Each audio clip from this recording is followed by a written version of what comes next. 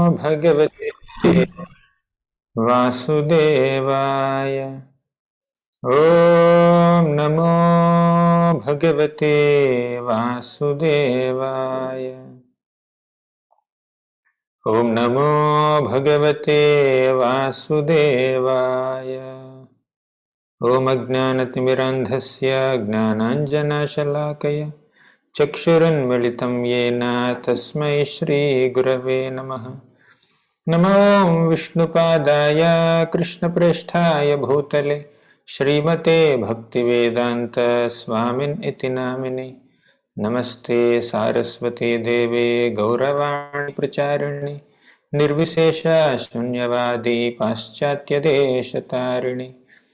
जय श्री कृष्ण चैतन्य प्रभो नित्यानंद श्री अद्वैत गदाधर श्रीवासादि गौर भक्तवृंद। हरे कृष्णा कृष्ण कृष्णा हरे हरे, हरे Ram Ram Ram Hare Hare.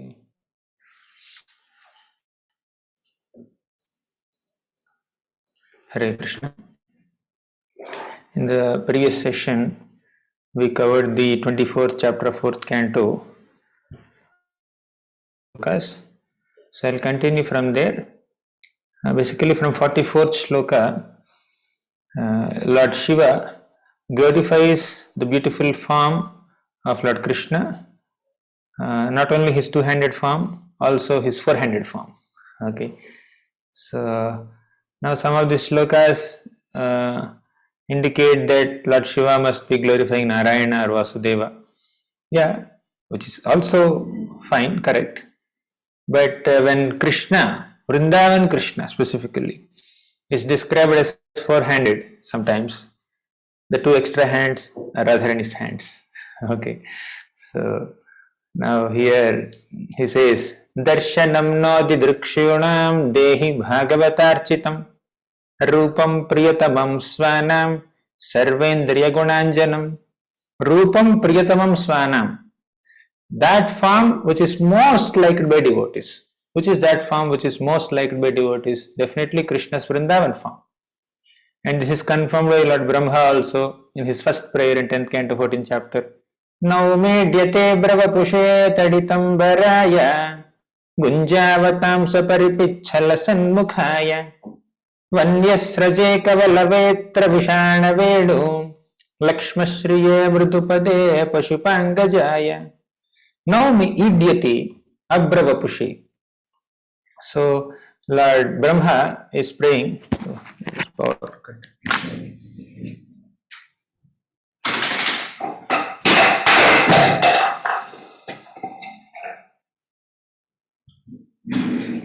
So Lord Brahma is saying that of all the manifestations of Krishna, of all the different forms of Krishna, the topmost form, the topmost manifestation of the absolute truth is his form as a Gopal, cowhead boy in Vrindavan Dham. Okay, so and this form is superior to Krishna's forms in Dwaraka, Mathura, Vaikuntha, and many other places. In Vrindavan, Krishna doesn't even wear shoes, and Vrindavan form is filled with simplicity and innocence and sweetness, while in Vaikuntha or Dwaraka, other places, Krishna's forms are filled with opulence, grandeur, majesty, power, like that. So the sweet and innocent form is there in Vrindavan. So Lord Shiva is begging to see that form, glorious form, which is Sarva Saundarya Sangraham, which is the collection of all beauties, and Sarvendriya Gunanjanam, which is very pleasing to all the senses.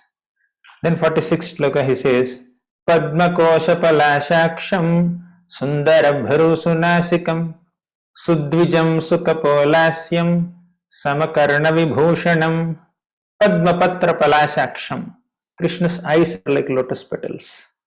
Padma is lotus, Patra is that petal. Okay, Padma Kosha Palashaksham. So Krishna's eyes are like lotus petals. Sundara Bharu Sunasikam, he has a beautiful eyebrows and raised nose. Sudvijam Sukapolasya, fine teeth and beautiful forehead. Samakarana Vibhushanam, also his ears are well proportionated and are very nicely decorated with earrings. And the speciality of the earrings of Krishna, amongst all the other ornaments of Krishna, is that they get to constantly kiss the cheeks of Damodar as he's running around. Okay, as we learn in Damodar Shtakam also. So next, Priti Prahasita Pangam Alakai Rupa Shobhitam Lasat Pankaja Kinjalka Dukulam Rishta Kundalam Priti Prahasita Pangam. So Krishna's wonderful affectionate glances are also accompanied with his smiles generally.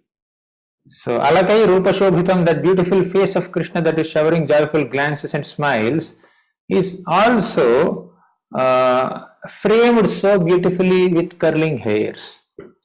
Lasat Pankaja Kinjalka Dukulam Vrishta Kundalam. So Krishna also wears a dhoti which is yellow like the lotus pollen. Then Dukulam Vrishta Kundalam, very beautiful earrings, etc. Spurat Kirita Valaya Hara Nupura Mekhalam Shankha Chakra Gada Padma Mala Manyukta Mardhimat. So Krishna also wears Spurat Kirita Valaya, a beautiful crown, and then bangles or bracelets. Hara Nupura Mekhalam, anklets, and Hara is some necklace. Mekhalam is belt. Shankha Chakra Gada Padma, and also in his four hands he holds these four things, Shankha Chakra Gada Padma. This refers to Vishnu's form. Okay. Then Krishna's shoulder and chest are described in the 49th shloka. Simhaskhandatvisho Bibharat Sobhagagriva Kaustubham Shriyanapayindyakshipta Nikashas Morasolasat. So Krishna wears a beautiful Kaustuba jewel around his neck, and he has lion-like shoulders reflecting the shine of these jewels. In fact, all these ornaments of Krishna are not ornaments for Krishna. Krishna is an ornament for the ornaments. Okay, as confirmed in the third canto of Bhagavatam, Param Padam Bhushana Bhushanangam. Krishna's bodily limbs are ornaments for all the ornaments that he is wearing. So because Krishna is wearing, the beauty of the ornaments will increase. Not that Krishna's beauty will increase by wearing these ornaments. He is already beautiful. Okay. So the same ornaments, if someone else wears, they may not shine so much. If Krishna wears, they shine. Okay.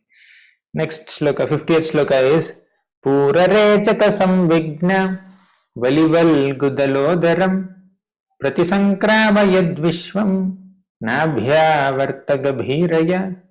Purarechaka Samvigna Valivalgu Dalodaram, when Krishna is inhaling and exhaling. This is specifically referring to the form of Garbhodaka Vishnu. So Garbhodaka Vishnu lies on the Garbhodaka ocean, and when he is inhaling and exhaling, there are very nice ripples on the belly of Garbhodaka Vishnu. Even in Madhurashtakam also, there is one stanza that says that Krishna's belly folds are madhuram, very sweet. Okay, something similar here. Pura Rechaka Samvigna, as Krishna is inhaling and exhaling, so Krishna's abdomen, the belly, just goes up and down, and Pratisankrama Yad Vishwam, entire universe manifested from that navel, okay, which is in the middle of that belly, abdomen. So the universal lotus sprouted, and all the 14 planetary systems manifested from that universal lotus. So after the universe comes out of the Lord's abdomen, the universe will look back and say, hey, why did I leave such a beautiful form? Okay, universe also feels separation from the Lord's form, and the universe desires to go back into the Lord's belly. But later, okay, anyways, it's my service, so let me stay here. All the planets stay in their orbits. They wait till the next dissolution, in one sense. Nabhyavarta Gabhiraya. Then these are like very poetic descriptions of Krishna's beauty. Shyamashronyadirociஷ்no dukulasvarnamekhalam samacharvanghrijanghoru nimna janu sudarshanam. So Krishna is Shyama Shroni Adhirochisnu. He has especially attractive black hips covered with cloth and enclosed by a belt. And he also has his feet, his calves, his thighs is very beautifully described here. Then finally, the lotus feet of Krishna is described. Now, generally, in many descriptions of the form of the Lord, it begins with the lotus feet and slowly goes up to lotus face. But somehow in Rudra Gita it's reverse. He begins with face and ends with the lotus feet. Okay, for whatever reason. So 52nd shloka describes the feet of the Lord. Padasharat padmapalasharochisha nakhadyubhirnontaragham vidhunvata pradarshayasviyamapasta sadhvasam padam guro marga gurustamojusham. Padasharat padmapalasharochisha. So Krishna's two lotus feet are like lotus petals of the lotus that is born in autumn season. Nakhadyibhur no antar agham vidhunvata. Nakhadyiti means the shine, the brilliance, the light that is emanating from the brilliant toenails of Krishna would completely dissipate the darkness of our hearts. Something similar to Sanchintayed Bhagavatascharanarvindam Vajrankusadhvajasaroruhalanchanadhyam Uttungaraktavilasannakhachakravala Jyotsnabhirahatamahadhridayandhakaram. Sanchintayed Bhagavatascharanarvindam. Even Lord Kapila also says in the third canto of Bhagavatam that we should constantly meditate on the lotus feet of the Lord, because the shine that is coming from the moonlight toenails of the Lord will completely dissipate the thick gloom of darkness of ignorance within our hearts. Okay, when we take darshan of the Lord, so that destroys our darkness in the heart, ignorance in the heart. So something similar Lord Shiva is also saying, Nakhadyubhirno antaragham vidhunvata. Antaragham, inside there is agham, sinful tendencies. To completely clean those sinful tendencies, we need to take shelter of the Lord's lotus feet. Okay. Pradarshayasviyam apasta sadhasam. So Krishna is very kind enough to display those lotus feet. And Krishna is more kind in his form as Vrindavan Krishna because he doesn't stand straight. He lifts one foot like this. Okay. And he displays the soles of his feet. Okay. Then Padam Guru Marga Gurustamojusham. Oh Guru, you are the teacher of bhakti. So we are covered by ignorance. Please release us from this ignorance. Then, after describing the beautiful form of the Supreme Lord, Lord Shiva says, Etadrupamanudhyeyam Atma Shuddhimabhipsatam Yad Bhakti Yogo Bhayadaha Swadharmam Anutishtatam. So one who meditates on this beautiful form of the Lord becomes freed from all fears of death. Okay. So that completes the second section of Rudra Gita. So as we discussed, Rudra Gita has 4 sections. First section is offering prayers to Vasudeva, Sankarshna, Pradyumna, Aniruddha for the purification of Antahkarana, mind, intelligence, ego and consciousness, and offering prayers to various other deities who are in charge of various senses of the body. So basically the first set of prayers are meant for self-purification.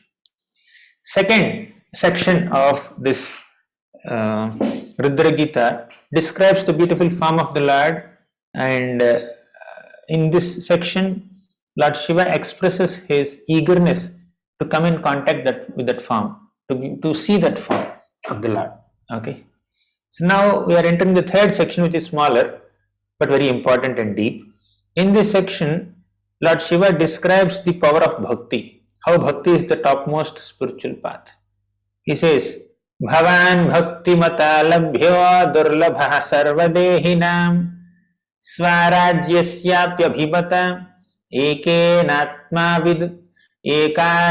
ekantenatma vidgatihi Bhavan bhaktimata labhyo. You are easily attained by your devotees. Durlabha sarvadehina. Very difficult uh, for ordinary living beings to attain the Lord. But if one has bhakti, definitely one can easily approach the Lord. Swarajyasyapi abhimata, even Brahma and Shiva also desire the Lord or desire bhakti, but it's not so easy. Yeah. So bhakti's rarity is described here. And only by bhakti one can understand the Lord, one can approach the Lord. Bhaktyamam abhijanati. The rarity of bhakti is further described in the next shloka, 55th shloka.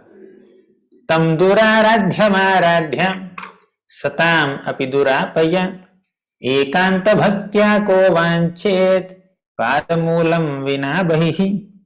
So he says that tam duraradhyam aradhya. So it is worshipping the Lord is difficult for many people, but it's not difficult actually. Krishna says how simple it is to worship him in Bhagavad Gita. Patram pushpam phalam toyam yome bhaktya prayachati. But then bhakti doesn't come so easily. So what makes our worship of Krishna difficult?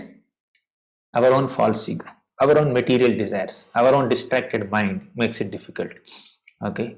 So our own aspirations for liberation and material enjoyment, bhukti mukti sprahayavat. Our own aspirations for bhukti and mukti will make bhakti difficult for us to perform. Okay, but the Lord is easily attainable only by bhakti. Okay, that's what it says. So without padamulam vina bahihi, without taking shelter of the lotus feet of the Lord, how can anyone attain the Lord? So finally, 56th shloka he says, it's one of the most important shlokas. Yatra nirvishta maranam kritanto nabhimanyate vishvam vidhamsayan virya shaurya vispurjita bhrava yatra nirvishta maranam kritanto nabhipadyate. So time personified cannot approach a devotee. Although time has the ability to destroy everything, Krishna says in Bhagavad Gita, Kalosmi lokakshayat pravriddho. So in the form of time, Krishna causes deterioration of everything material, but not the lifespan of a devotee. Ayurharati vai pumsam udyannastam cha yannasau tasyarte yat kshano nita uttama shloka vartaya. So as sun is rising and setting, the lifespan of an ordinary person will reduce, but not a devotee's lifespan. What does it mean? Devotee will not become old, he will not die.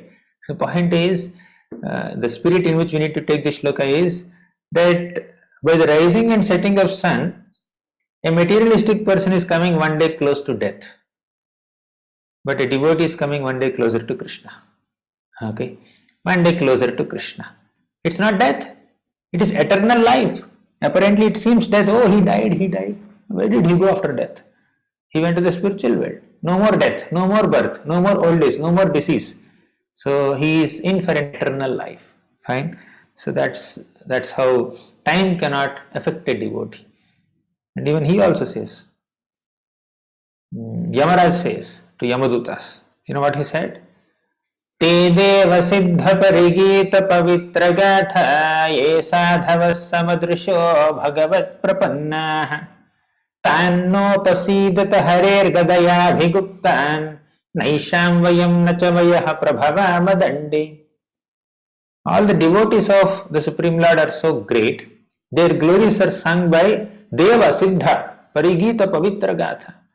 So my dear Yama Dutas, please never approach my devotees. Approach Krishna's devotees, because they are always constantly protected by the Lord's Kaumodaki Gada. I cannot approach them. Time factor cannot approach them. Even Brahma cannot cause any harm to them. So that is the potency of great devotees. So Vishwam Vidhamsayan Virya Saurya Vispurjita Bhrava. In this shloka Shiva says that time can vanquish anything, entire universe, simply by an expansion of its eyebrows. Vishwam Vidhamsayan Virya. Time can deteriorate anything but not a devotee. Okay, because devotee is constantly protected by the Lord. So even when devotee suffers, he is under the protection of the Lord. What does Bhishma say in the first canto of Bhagavatam? He said, "Oh, aho kashtam, aho anyayam yadyoyam dharmanandana." Oh Dharmanandana, oh sons of Dharma, you underwent so many difficulties, so many injustices. But because you have taken shelter of bhakti, Vipra Dharmachyutashreya, you have taken shelter of Krishna, bhakti and devotees, you could survive through all these difficulties. I think that all these difficulties are caused to you because of time. Sarvam kalakritam manye bhavatam chayata priyam. He says everything is caused by time. But later he thought, how can time affect devotees? No, time did not affect you. Your sufferings are not caused by time. In the next shloka he changes. He says, Tasmadidam Daiva Tantram. It's directly arranged by Daiva, the Supreme Lord, not Kala. So Kala, Karma, Guna, Swabhava, Daiva. Daiva means Devatas here, not exactly Krishna. Okay. So many factors are there. Kala, Karma, Daiva, Swabhava, etc. They can affect a person in various ways. They could cause suffering, but ultimate cause is Krishna. So it's not wrong to say that because of karma one suffers. It's not wrong to say that because of kala one suffers. Okay, it's not incorrect statement, but it is incomplete statement. What is complete? Because Krishna sanctioned that suffering, that's why this person is suffering. Why does Krishna sanction suffering for people? Because they have done so many mistakes, misdeeds. So Krishna gives them punishment. But if they are devotees, why should they suffer? For their purification, practicing devotees. Okay, practicing devotees suffer for their purification. But why pure devotees suffer? They don't need to be purified, they are already pure. Why should they suffer? Not for their purification, but for their glorification. So when pure devotees suffer, what happens? They will not give up their faith in Krishna. So Krishna is declaring to the whole world, he is announcing to the whole creation that my devotees are always faithful to me, even if they undergo so many tribulations. Okay, there may be tremendous tribulations in the lives of devotees, but their faith levels will not get shaken up. They are always fixed up. And in fact, in those difficulties, they experience Krishna's love and affection more. Just like I eat rasgulla, rasmalai, malpua, what else? Sompapadi, laddu, jalebi, halwa, and then somebody gives me sandesh. I can't relish it, isn't it? I already ate 10 sweets, 11th sweet will not be very exciting. But if I ate something salty, something spicy, and my throat is burning and I'm unable to handle, eyes are watering, nayanam galadhasri dharaya, at that time somebody gives me sandesh, I can relish it. Okay. So the sufferings will enhance the sweetness of happiness. So Mother Bhumi is undergoing some suffering because of military kings. Then the Lord comes in the form of some incarnation. Then what happens? Seeing the Lord coming to relieve her pain, her love for the Lord increases, enhances. So that's an experience of rasa. Devotees, when they are undergoing suffering, they experience a special kind of rasa when even when there is suffering. Okay. So, anyways, we'll come back to this shloka. So now 57th shloka. Now 56th purport. Purport is important. I'll selectively speak some points from Prabhupada's purports, very beautiful purports. 56th purport Prabhupada says, see, time can influence anybody. Only a devotee is free from formidable time. Prabhupada makes this statement. Devotee who takes shelter of devotional service, the process of bhakti is beyond the influence of time, and bhakta is also beyond the influence of time. Okay. Material success of karmis, impersonal realization of jnanis, it is destined to be destroyed in due course of time because there is no lotus feet, there is no taste of lotus feet there. Now, how do we develop that bhakti? We can develop bhakti in the association of bhaktas, devotees. Bhaktya sanjataya bhaktya. That's what Shiva says now. He says in the 57th shloka, Kshanardhena pitulayena swargam na punarbhavam bhagavat sangi sangasya martyanam kimutasishaham. Something similar, a similar shloka comes in the first canto also. Tulayama labena apena swargam na punarbhavam. Somewhat similar is coming now also. Kshanardhena pitulaye. There one moment is mentioned, here half moment is mentioned. Swargam means heaven, apunarbhavam, liberation. These two are the results of karma path and jnana path. So the ultimate results of karma path and jnana path cannot even compare with an insignificant, not insignificant, a significant, but a small fraction of one element of bhakti.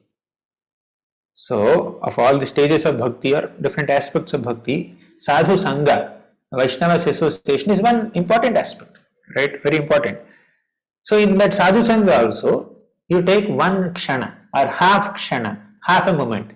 So, that little small element of bhakti is way superior to the ultimate results of karma path and jnana path. Means swargam and apunarbhavam. So, the ananda that is available in bhakti means bhakti ananda. A little drop of bhakti ananda is way superior to swargananda or brahmananda. Okay. Bhagavat sangi sangasya martyanam kimutasisha. What else can be a better benediction? What else can we hope for other than association of devotees? Here Shiva is praying for devotees association, describing the power of devotees association. Similarly, Prachetas also pray for the same thing. We will discuss Prachetas prayers very soon. Similarly, Prithu Maharaj prays for that. Dhruva Maharaj prays that. Fourth canto we have seen. Fourth canto, Dhruva Maharaj prayers are there. Prithu Maharaj prayers are there. Shiva's prayers are there. Prachetas prayers are there. There are four prominent prayers in fourth canto. In all these prayers, one thing is common. Okay, two things are common basically.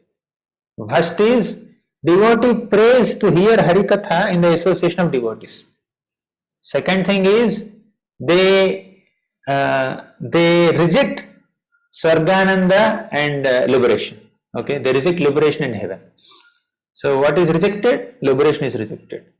Prithu also rejects liberation. You must have studied recently. Nakama ye natha tadapyaham kvachin nayatra yushmat charanambujasavaha mahattamantar hridayan mukhachito vidhatsva karnayutamisham.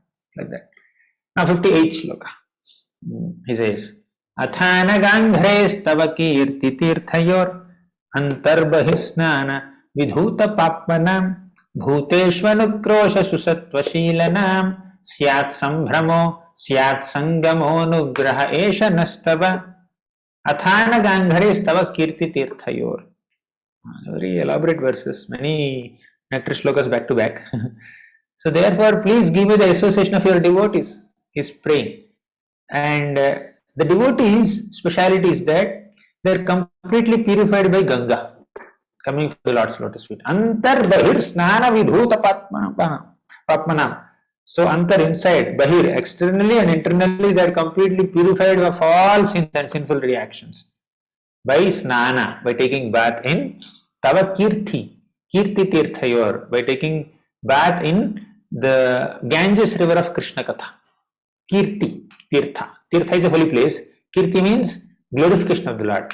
So definitely a holy river can purify sinful reactions, but also the holy river of Krishna Katha can purify sinful reactions.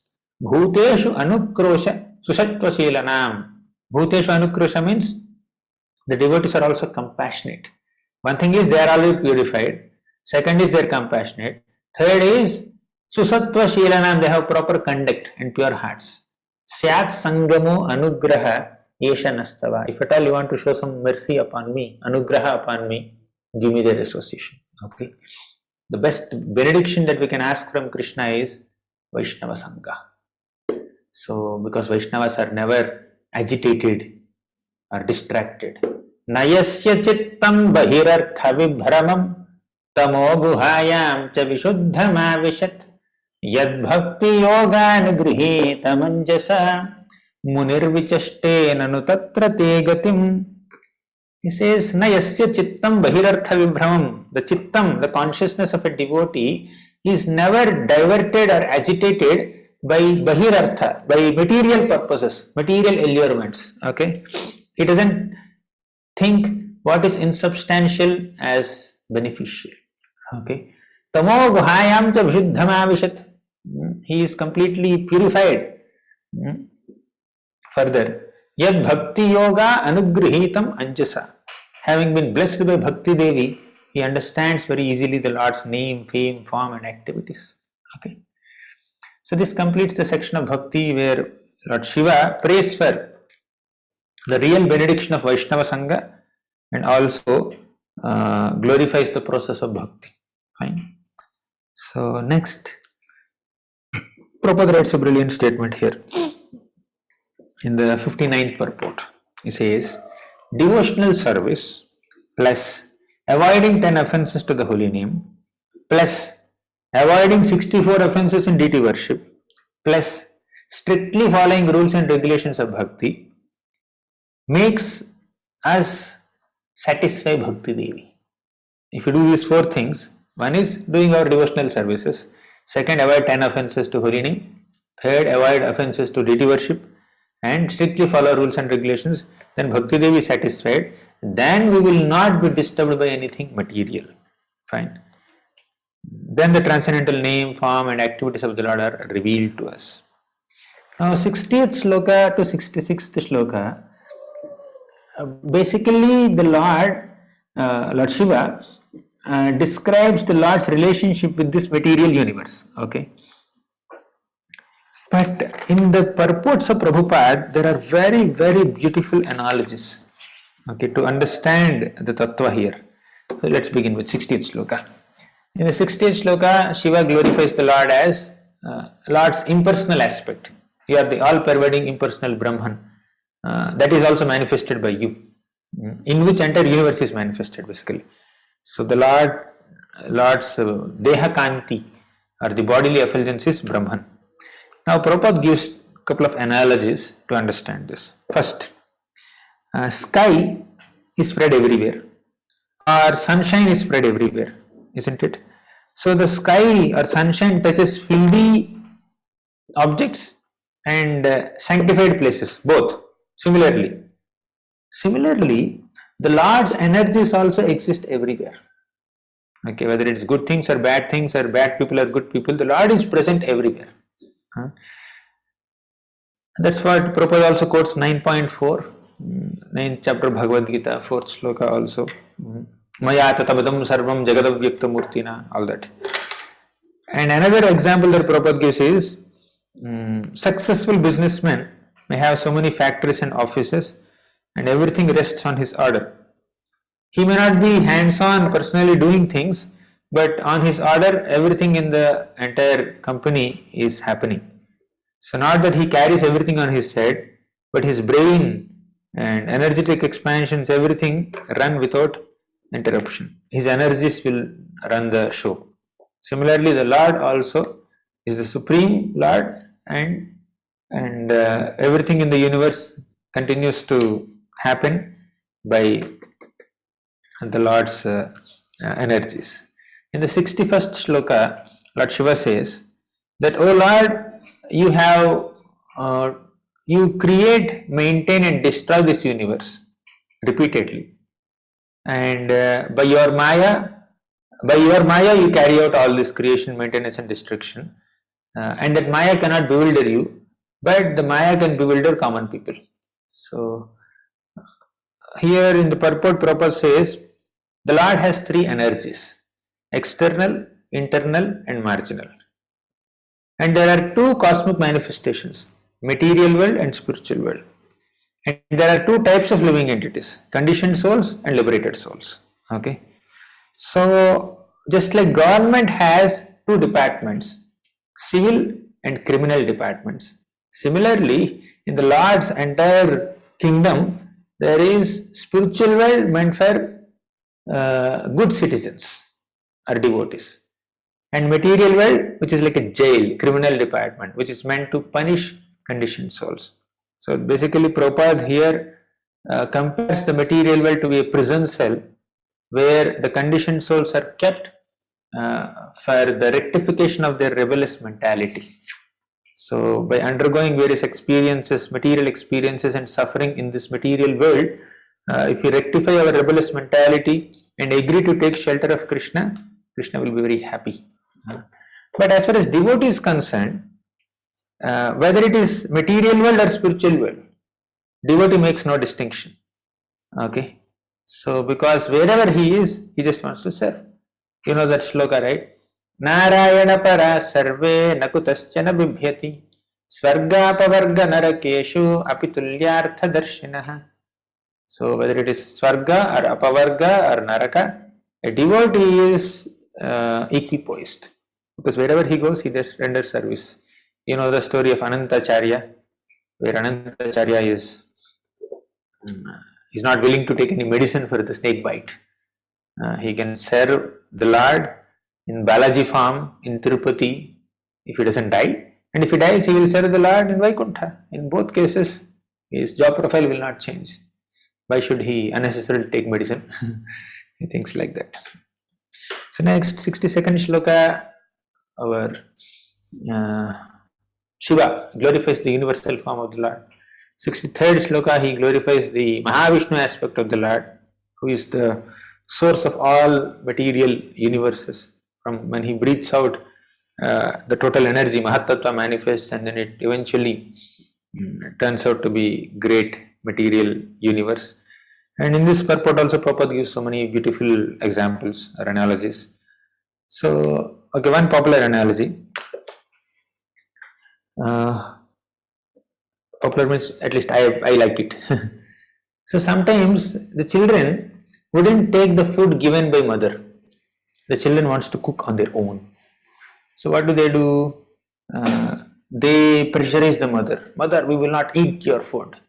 We will cook on our own. Then what does the mother do? An intelligent mother brings some toys and asks the children to play. Or she will get a toy kitchen set. Okay, you play with this, play with this. So then the children will play for some time and they get tired. They'll come back to the mother. Mother, we are hungry. You said you will cook on your own. You have been cooking so much while playing. So the children imitate the mother's cooking and they think that they have made so many items. They have made paratha, idli, sambar, dosa, pizza, burger, paneer fried rice. So they make everything in their imagination, in their imitation. Nothing they are making. They are just playing. And interestingly, sometimes the children will compete with each other and quarrel with each other also. I have made better items. I have made better items. Nobody is cooking anything. No cooking is happening, but they fight with each other. My cooking is better. So, very beautiful example. Prabhupada says that just like mother gives toy kitchen set to her children because they have a tendency to imitate the mother. Similarly, the Supreme Lord also creates the material world and gives this material world to the conditioned souls because they have a tendency to imitate Krishna. Why Krishna has to be the controller, enjoyer, master, proprietor? I will be the controller. I am the master. I am the proprietor. I am the creator. I am the maintainer. I am the destroyer. I am everything. Okay. Aham sarvasya prabhavo, mattaha sarvam pravartate. This is their mentality. So because of their mentality, they are in the material world where they imitate Krishna. Just like the kids are imitating mother, thinking that they are cooking. But when imitating the mother, they get frustrated. Children, they are doing imitation cooking, but are they happy? Whatever they are cooking, will that satisfy their hunger? When they become hungry, they will run to mother only and then say, please mother, feed us. Actually, mother is waiting for that moment. When will this child stop this stupid play and come to me and eat what I am feeding him? Similarly, Krishna is also waiting. When will this conditioned soul stop this stupid endeavor to enjoy in a material plane and take my shelter? Okay, but as soon as you take Krishna's shelter, Krishna will run towards you. As soon as the child says, I am hungry, my dear mother, mother immediately will come with a plate with rice, dal, some sweets, etc., and then run towards the child and then put everything in the mouth. Just like Gajendra struggled on his own to protect himself. But finally Gajendra said, I can't handle this. Krishna, only you can come and protect me. And the Lord came on the back of Garuda and protected Gajendra. So this is a beautiful example that Prabhupada gives here. Many examples are there. You can read. Now 64th shloka. Lord Shiva glorifies Lord Vishnu, Lord Krishna as Paramatma also. Okay, as Paramatma in the hearts of every single living being. You are the witness. You know how they are enjoying their senses, like bees enjoy honey from the honeycomb. Such a beautiful example, little sarcastic also in one sense. You know how the conditioned souls are enjoying because they are Paramatma staying in the hearts. You know how they are enjoying. Without the Lord's sanction, we cannot even enjoy in a material plane also. So the Lord's sanction has to be there. So the Lord as Paramatma is giving us the knowledge, remembrance and forgetfulness so that we pursue our material desires, okay, according to our inclinations and our own independence. So this is compared with a bee enjoying honey from honeycomb. So what is the significance of this example? Here Lord Shiva is comparing the human society with a beehive and the human beings with bees, honeybees. What does honeybee do? Honeybee goes to a garden, goes from one flower to another flower and collects a lot of honey and stores that honey in the honeycomb, beehive. Like that other bees also do the same thing. Like that so many hundreds of bees, right in front of our ashram there is a big tree and there is honeycomb. Sometimes they come here also to our ashram. So all these honeybees collect lot of honey and store that honey in the honeycomb.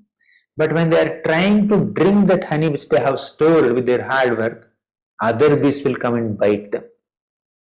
Similarly, conditioned soul also, when he is trying to enjoy on a material plane his own hard-earned money, other people will come and bite him, means compete with him. So he may collect lot of money, he wants to spend that money in a certain way, but family members will not allow him. No, this money we will invest here, this money we will purchase this. Children, then other family members, or if family members are cooperative and they allow him to spend it the way they want, other relatives are there, they will bother. Otherwise neighbors will become very envious. So because of neighbors' glances, this person cannot enjoy his property also. Let's walk and go to the market. If you go in car, these people are just looking at me like this. Okay, he purchased car. Poor fellow is not using car because neighbors are glancing at him. He cannot even enjoy properly because of public. Or government will take away the money in the form of taxes, or thieves will take away the money by stealing, and other the partners in the business, they may take more than what they deserve, what they need. So like that, just like honeybee collects honey with hard work, but while enjoying that honey, other bees will bite the bee. Similarly, the human being will collect lot of money for his enjoyment, but he cannot enjoy. Many people will interfere, and this extends to quarrels between different nations also. Big nations are there. It doesn't remain as quarrel between two human beings or two families. It can extend to two big countries also, like that. In the 65th and 66th shlokas, our Shiva gives 2 or 3 points here. Time causes everything to be destroyed by something else. Just like one animal is eaten by another. Time scatters everything just like wind scatters clouds. Vayuriva ghanavali. And time suddenly strikes a greedy person desiring material objects. Just like a snake suddenly catches a mouse. Snake doesn't give a notice. In 1 week, I will come. Only the notice came to Parikshit Maharaj. In 1 week, one snake will come and bite you. But no other person will get that notice. Okay, in 1 week, mouse does not get that notice. In 1 week, the snake is coming and swallowing you. It doesn't happen. So, like that, these are the various facets of time factor. Then 67th shloka, he shows his eagerness to worship the Lord. And somehow in the 67th purport, Prabhupada also writes the different symptoms of advanced devotee in bhava, kshanti, avyartha kalatvam, virakti, mana shunyata, etc.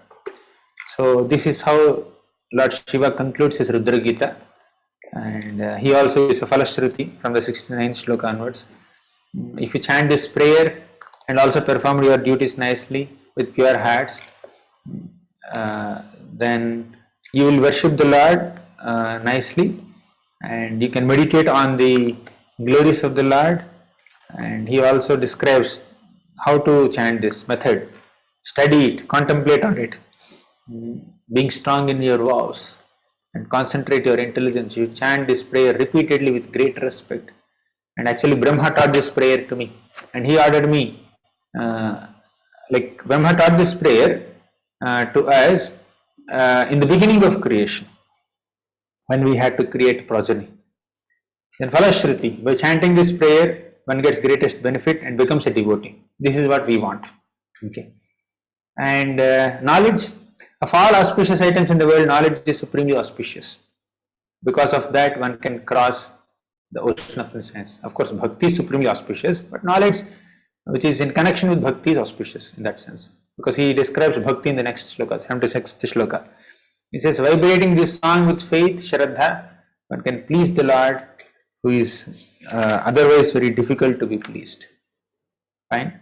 So anything desirable is attained, one can be freed from bondage, and this chanting these prayers with concentration is equivalent to performing so many austerities. So basically, last few shlokas are dedicated to describing the glories of this Rudra Gita. Very quick summary of the power of such a wonderful devotional prayer. So we'll conclude this 24th chapter here. We'll open for questions. If you have any questions, you can ask. After questions, we will begin the 30th chapter. Okay. Any questions?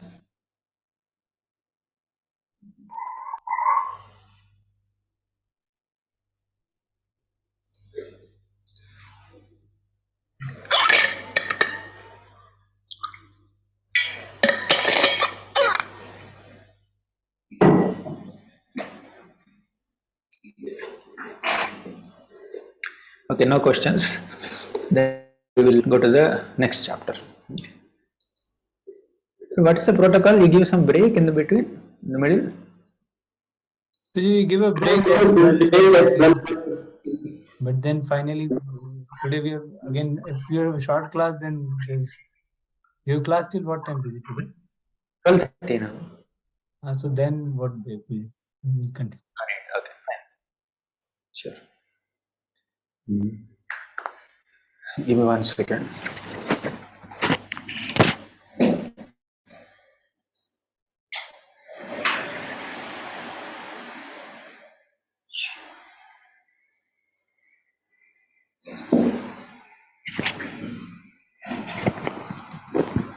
So we will go to the 30th chapter of 4th canto.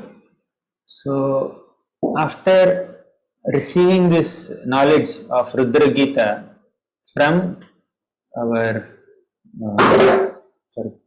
from Lord Shiva, the Prachetas chanted that prayer for 10,000 years underwater. So because of this, they attained the darshan of the Lord. So how did that happen? And after seeing the Lord, how did the Prachetas respond? What kind of prayers did they offer? So that is the subject matter of the 30th chapter here. So in the 30th chapter, first shloka, Vidura requests Maitreya.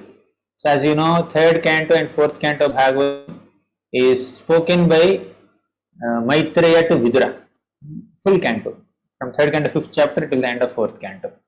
So Vidura is asking this question, first shloka.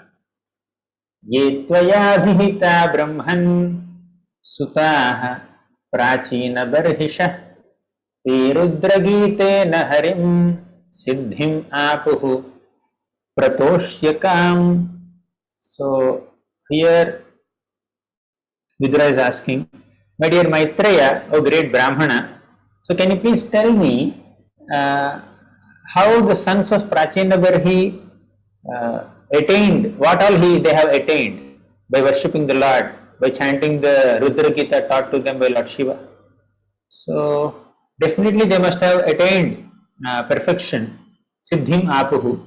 But still there must be something more also. Can you please tell me what did they attain? In the second shloka, he says that what did Prachetas attain after meeting Lord Shiva? Certainly they must have transferred to the spiritual world, but what did they attain in the material world? Fine. So now Maitreya Muni begins to respond from the third shloka. He says, Chetasontar udadhau pitur adeshakarinah japayajnena tapasa puranjanamatoshayan. Udadhau, udadhi means ocean or water body. So Prachetas entered this water body Pituradesha while executing the instructions given by their father. Japa Yagnena Tapasa, they did Japa Yagna. What Japa did they do? Not Hare Krishna Mahamantra, but Rudra Gita. Just imagine we have to chant 16 rounds of Rudra Gita every day. So they were chanting Rudra Gita continuously. Tapasa, they were doing austerities. Puranjanamatoshayan, they pleased Puranjan. Who is this Puranjan? So just last 5 chapters we have seen the Puranjan episode. So Puranjan is one who stays inside a Pura. What is Pura? Body or a city also. Body is compared to city of 9 gates. Puranjana means that person who stays inside the body. So this can refer to the soul, a conditioned soul. This can also refer to the Lord. Just like in the 13th chapter of Bhagavad Gita, the word Kshetragna can refer to the soul and the Supreme Lord, both, right? Similarly, here also we can see that the word Puranjana can refer to the Supreme Lord. When they say Puranjana Matoshayan, how did they please this Puranjana? How did they please the Lord? Not how did they please Puranjana, allegorical story Puranjana. Fine. So the soul is also Puranjana, the Lord is also Puranjana. But the soul is subordinate Puranjana, the super soul is Supreme Puranjana. The role of subordinate Puranjana is to please Supreme Puranjana, Krishna. Okay. So both stay in the body. Fourth sloka. Dasavarsha sahasranti purushastu sanatanaha tesham avirabhut krutcham shantena samayan rucha. So Dasavarsha sahasranti. Varsha is year. Dasavarsha means 10 years. Okay, not 10 years. Dasha Sahasra is there after Varsha. So you put that Sahasra next to 10. It becomes 10,000. Varsha means years. So 10,000 years they chanted Rudra Gita and they pleased the Lord. Prabhupada writes in the purport, in the material world, if one is successful after hard labor, he is very pleased. Similarly, in the spiritual circles also, when one contacts the Supreme Lord, when one sees the Supreme Lord, he forgets all the hard labor and austerities he has done to achieve such a result. So Prachetas, 10,000 years, 10 of them together performed austerities underwater. But as soon as they saw Lord Vishnu, they become so happy, so pleased. So how did the Lord come there? 5th shloka. Suparanaskandamaruಢo Merushringam ivambudah Pitavasa Madigrivaha Kurvan Vitiviradishaha. Suparana Skandamaruಢo. Suparana refers to Garuda. Parana is wings. Suparana means good wings. So Garuda is called Suparana because he has good wings. Okay, because when Garuda flaps his wings like this, Vedic sound vibrations come. He's not an ordinary bird. He's directly the carrier of the Supreme Lord. So he's a great devotee. Then Suparnaskandam Arudho, the Supreme Lord Vishnu came on the back of Garuda. Merushrangam Ivambudaha. So he was looking like a very big mountain, Meru mountain. On the he seemed like a cloud on the mountain. You know, Garuda is golden in color. Lord Vishnu is blue in color. So he looks like a golden mountain, and on top of it there is a sapphire, blue sapphire. Okay, so just imagine the contrast. So beautiful. There is this shloka in the Mukundamala Stotra. Bhakta Paya Bhujanga Garudamadi Trailokya Rakshamani Gopi Lochana Chatakam Budamani Saundarya Mudramani Yah Kantamani Rukmini Ghanakucha Dvandvaika Bhoshamani Shreyo Deva Shikhamanir Dishatuno Gopala Chudamani Bhakta Paya Bhujanga Garuda Mani. You can count the word Mani comes so many times in this shloka, 8 times in this shloka. So the Supreme Lord Krishna or Vishnu come on the back of Garuda, Garuda Mani. Trailokya Rakshamani. Coming on the back of Garuda, the Lord rescues all the devotees in the 3 worlds. Trailokya Rakshamani. Gopi Lochana Chatakam Budamani Saundarya Mudramani. So Ambudamani, the Lord is like a jewel-like cloud that gives great pleasure to the Chataka bird like Gopi's eyes. Gopi's eyes are compared with Chataka birds. They look forward for the cloud of Krishna. The Chataka birds don't take any water. They take water directly from the cloud only. Chakora birds are some special type of birds. They are nourished only by moonlight. They always look forward for the moon. So sometimes the gopis are also compared with Chakora birds who are looking for Krishna Chandra. Sometimes they are compared with Chataka birds who are looking for Krishna in the form of a cloud. Okay. So then the Lord came on the back of Garuda. Merushrangam Ivambudaha. Just imagine a big golden mountain and there is a blue cloud on top. Pitavasa Manigrivaha.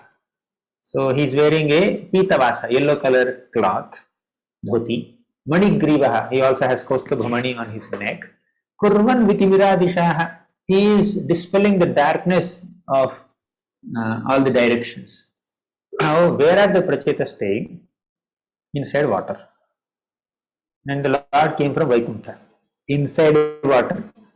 Garuda is flying inside water. Just imagine. So Garuda, birds flying in the sky. But here bird is flying inside water. Lord Vishnu is also coming inside water with all this. Did they become wet? Maybe, we don't know. But they are divine. So the bodily effulgence is destroying the darkness of the river, of the ocean. So deep within the ocean, who would put shed lights and focus lights? But when the Lord came there, everything was illuminated. Okay. So 6th shloka. The Lord came in the form of 8-handed Vishnu on the back of Garuda. So we will recite this also. So many shlokas they are there to recite in this chapter. Kasishnuna kanakavarna vibhushanena bhrajat kapolavadano vilasat kiritah ashtayudhair anucharair munibhis surendrair asevito garuda kinnara gita kirtihi kasishnuna kanakavarna vibhushanena. So the Lord was dazzling in a beautiful helmet. Kanakavarna, it's golden helmet, golden ornaments. So the Lord is very much shiny. And Bhrajat Kapola Vadano Vilasat Kiritaha. This is all about Kirita, the crown. Then Ashtayudhair, the Lord has 8 hands. In 8 hands he is holding 8 different weapons. Ashtayudhair, Anucharair, he is also accompanied by so many Anucharas, so many companions, associates like sages, Munibhir Surendrai. All the Devatas and Sages also came. They also traveled inside the water. Okay. So all of them are giving darshan inside water to Prachetas. So Prachetas were dived within the water doing their tapasya. So Asevito Garuda Kinnara Gita Kirti. So Gita Kirti, they are singing songs in the praise of the Lord. So this is how the Lord gave beautiful darshan. Next, Prabhupada writes a few points in the purport. He quotes Brahma Samhita. Jagadanda Kotishu Jagadanda Kotish Vasesha Vasudadi Vibhuti Bhinnam. So he quotes that. The seventh sloka. Further beauty of the Lord is described. You can please go through that. Seventh. And Prabhupada quotes so many slokas from Brahma Samhita, Vedanta Sutra and all that to explain that the Lord is person, not impersonal. His form is described. Many times in religious circles or spiritual circles, we hear that we have to love God. Let us love God. But do you have any information about God? Prabhupada says once that religious people or spiritual people, they may say love God, but they should also give some information about God. All information about God is present in the scriptures. What is His name? What are His names? What are His forms? How many hands He has? And what who are His parents? Who is His wife? Who are His associates? Where does He stay? What color dhoti He wears? How is His mukut? Every single detail is given. What kind of ornaments He wears? What kind of garlands He wears? What are His activities there? So very wonderful, authentic, bona fide information about God is given in our scriptures. So it's not that God is some vague entity or some impersonal object or light or some power. Who is God?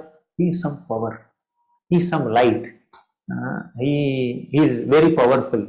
So we don't have any vague description about Krishna. We have very clear description about Krishna's Nama, Rupa, Guna, Leela activities, including His parents and family members and friends, and even what He wears and what He drinks, and everything is given. So now the Lord started speaking. Here comes the most important aspect of this section. Shri Bhagavan Uvacha Varam Vranidhvam Bhadram Vo Yuyam Me Nripanandana Sauhardena Prithak Dharma Tushtoham Sauhrdena Va Varam Vranidhvam Bhadram Vo. My dear princes, all the Prachetas are like princes, right? They are the 10 sons of great king. So you are the sons of great king. Varam Vranidhvam Bhadram Vo. Let there be auspiciousness unto you. May you have good fortune, Bhadram Vo. And I am going to give you one varam. Varam is benediction. You want a benediction? I am ready to give you all benedictions. Why? Because the Lord is impressed with their bhakti. Sauhardena aprithak dharma. Sauhardena means because of your loving dealings within each other. Suhrit is a friend. Krishna is of course the Suhrit, the supreme Suhrit. Suhridam sarva bhutanam naklamam shanti mrichati. He says that in Bhagavad Gita, right, in the 5th chapter, that I am the dearest well-wisher and friend of all living beings. So the Lord is friend of all His devotees and all living beings. And amongst devotees also there are friendships. So when we have friendly and loving, cordial relationships with other devotees, the Lord becomes so pleased. Sauhardhena. Aprithak dharma. Aprithak dharma refers to their bhakti, their devotional service.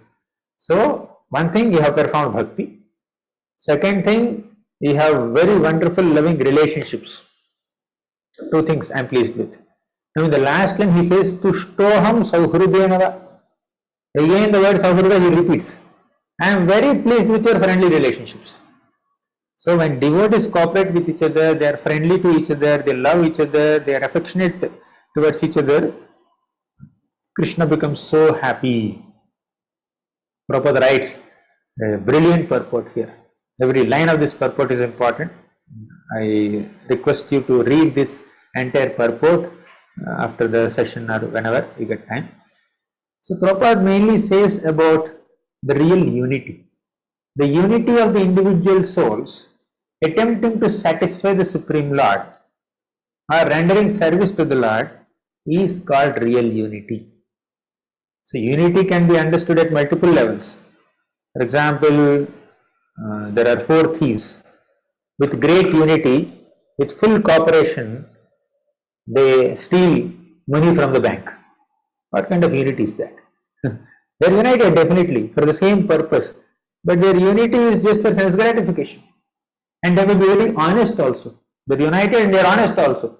So they steal 1 lakh rupees, 25,000 each. Okay, they're very honest in distribution also.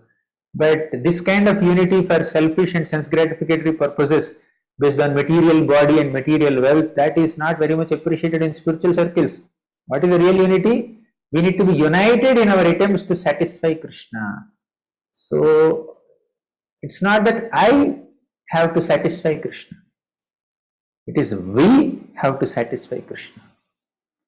Not that I must please Guru. We must please Guru. Then Guru also becomes very happy and satisfied when the disciples love each other, they are affectionate towards each other, they have friendly relationships with each other. So in our services to Guru and Krishna, we need to cultivate good friendships with other devotees also. Right? For that, we need to spare some time with them, take out some time to spend with our devotees, and as much as possible keep Krishna Katha and Krishna Seva in the center of our interactions, like that, not like gossiping. People may sit together, even sadhaka devotees also may sit together and then gossip for 1 hour. So that doesn't nourish the soul. What nourishes is a Krishna conscious discussion. That's what devotees do. Matchitta madgata prana bodhayantaha parasparam kathayantascha mam nityam tushyanti charamanti cha. Matchitta madgata prana. Devotees just dedicate their lives and souls to come to Krishna, and they become so happy, enlightening each other, teaching each other about Krishna, sharing their realizations in their devotional service. Oh, I did this service of Krishna, I became so satisfied by doing this. Okay, I read this purport in Prabhupada's books, I am very satisfied, I am very happy. Let me share my understanding with you. You can share your understanding. Let's enhance each other's understanding. So in this way, individually and collectively, let's travel towards Krishna's lotus feet. So this is the unity, real unity. So Prachetas together, their loving friendships are based on their obedience to their Guru. Who is their Guru? Lord Shiva. Lord Shiva taught them Rudra Gita, and all these 10 boys, 10 Prachetas, they went and shared water, they chanted Rudra Gita together. Hare Krishna, Hare Krishna. We chant Hare Krishna, they chanted Rudra Gita together. So in their worship of Krishna, in their execution of Guru's instructions, they are united. Okay, unity. So Prabhupada writes in the purport, disunity between individual souls is so strong within this world that even in a society of Krishna consciousness, members sometimes appear disunited due to their having different opinions and leaning towards material things. Okay. Actually, in Krishna consciousness, there cannot be two opinions. There is only one goal, to satisfy Krishna, to serve Krishna. So the ways in which one service can be rendered by different devotees could be different. So same service, I do in a certain way, another devotee does in a certain way. There is a difference in our style of functioning. Okay, there is a difference in the opinion also sometimes. Okay, my opinion is to do the service in this way, and his opinion is to do the same service in a different way. But ultimately seeing, both of us are of the same opinion that service has to be done. Whether in this way or that way, that's a detail, but both of us agree to the principle that service has to be done. We are of the same opinion ultimately. That's what Prabhupada is saying here. Okay, today we have to dress Vrindavan Bihari. Morning we were dressing. So all of us have, there's absolutely no difference of opinion whether to dress or not. We have to dress. Okay, we have to offer that service. But there is a difference of opinion. Should we offer red color dress or blue color dress? Okay. Should we offer flowers or should we just offer some ornaments on the turban? So there is a difference in the style of functioning. There is a difference of opinion in the way we render service, but not exactly whether to serve or not. Okay, there cannot be two opinions there. So there is only one goal, to serve Krishna to the best of one's ability. Our natures may be different, our styles of functioning may be different, our preferences and priorities may be different, but all of us are heading towards the same goal, to develop Krishna Prema. So if there is any disagreement in service, the disagreement is actually spiritual. Okay, sometimes the gopis also may disagree with each other, or sometimes sometimes there is some kind of difference of opinion even amongst the devotees of the Lord. For example, Radhanath Maharaj gives this example. In 2006, January 1st, there is Prem Mahotsav, where so many devotees assembled at Govardhani Village. I could not attend the program. I was always transcribing. I was sitting in Sharanagati, our area, and then transcribing. Whole day I did not go to the program only. But the lecture entered the mind because I was typing attentively with FM earphones. So Maharaj was saying, he was quoting this incident. He was speaking this sloka only. On the same shloka he was giving a class. He said that there is in Ramayana, when Vibhishan came to take shelter of Krishna, then there were differences of opinion between the monkeys, all the associates of Ram. So Ram asked, should we take him or not? Then Sugriva said, no, we should not take him. We should not take Vibhishan as our friend. After all, he is a demon. Directly he is the brother of Ravana. Maybe he has come here to gather our military secrets, how much army do we have, what kind of weapons do we have, and then he will just send a secret WhatsApp message to Ravana. Who knows that? So we should not accept him into our troop. Actually, I would say we'll kill him. Let's kill him. He came for Saranagati and we agree, let's kill him. That is his opinion. And many other monkeys also gave their opinions, other Vanaras. Then Ram asked our Hanumanji, Hanumanji, what's your opinion? Hanumanji said we should accept. Exactly opposite of the king. Who is the king? Sugriva.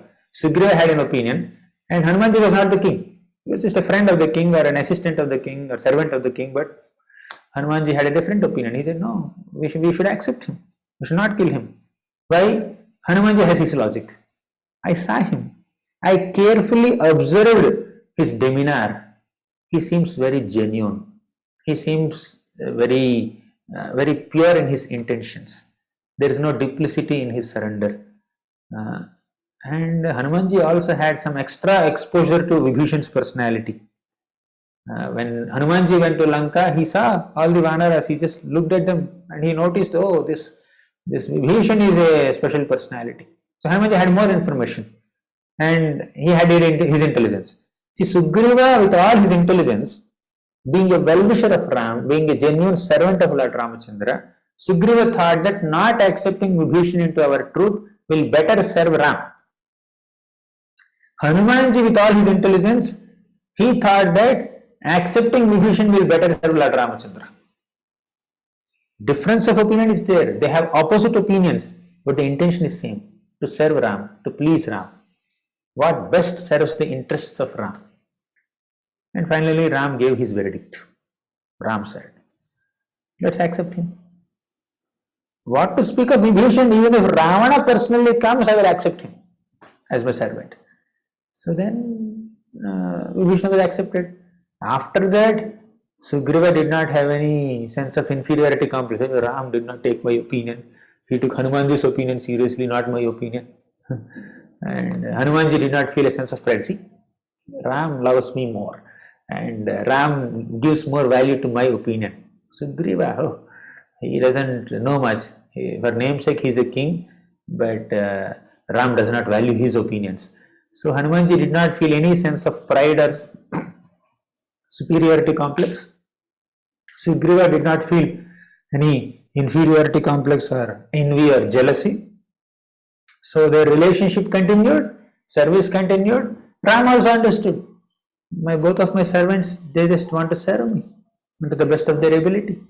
So like that, there could be opinion differences amongst devotees, but when we carefully see into the hearts of devotees, they mainly intend to serve the Lord. However, sometimes, not pure devotees, practicing devotees sometimes they have difference of opinion, not just because they want to serve the Lord in a different style, but they have some attachment to their egos, false egos. Sometimes differences of opinion could be because of that also. So Prabhupada writes that also. He doesn't leave it open. He says, those who are actually engaged in the Lord's service cannot be disunited in any circumstances. Okay, this makes the Lord very happy and he is willing to offer all kinds of benedictions. Okay, so Prabhupada writes somewhere, I am unable to locate in the purport here. So Prabhupada writes somewhere that sometimes there is a disagreement because of leaning towards material considerations. Prabhupada says like that. So we should not have a difference of opinion leaning towards material considerations. Okay, now we will go to the next shloka, 9th shloka. The Lord says, in the 8th shloka, the Lord appreciated the friendships of Prachetas. In the 9th shloka, he says, if anyone remembers you, yonu smaranti sandhyayam yushman anudinam naraha tasya bhratrishvu atmasamyam tatha bhuteshu sauhridam. So whoever remembers you will also be friendly with all living beings. See, one thing, the Lord appreciated their friendships. Later he also gave a benediction. Whoever remembers you will also become friendly with each other. If you want to become friendly with other devotees, let's remember Prachetas. Okay. So, just like we become purified by remembering the Lord, we become purified by remembering the Lord's devotees also. Okay. So, purification, yesham samsmaranat pumsaha satyah shuddhyanti vaigrahaha kim punar darshana sparsha pada sauchasanadibhi. Just by smarana, just by remembering the Lord, we become completely purified.